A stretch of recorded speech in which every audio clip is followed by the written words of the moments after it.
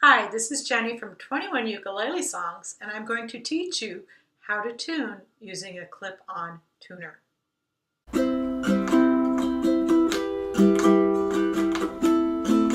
So now I'm going to show you how you tune with the tuner. You can see I've got the tuner clipped on the end of my headstock, and I also have my thumb to pluck the strings. You can see the tuner is orange, and that's because the pitch that I'm talking at is not the pitch of any of the strings on the ukulele. So the first thing I want to do is hear in my head, that's called audiation, how the notes should sound.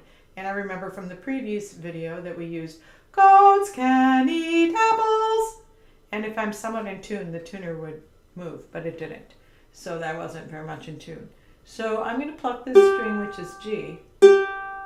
And because it goes green, I leave it alone. Now this string is saying C, and there's a little, I think, it's telling me, you can see the arrows, that I need to make it go down.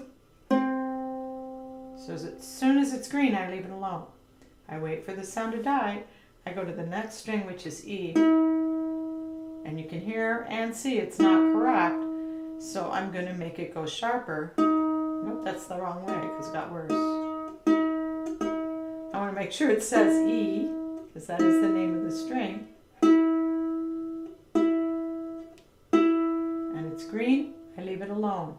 It's important that when you tune the tuner, you're also plucking the string, because if you simply tune the tuner, you could tune too far, and then you would break the string. And the final string is the A string. And since it went green, it's fine. So I hope this helps you in learning how to tune a ukulele with a tuner, and happy strumming and enjoy. Thanks so much. Visit ukulele.io to sign up for free ukulele sheet music in your inbox every week. If you like this video, you can help us out by leaving a comment or a like below. And thanks for watching.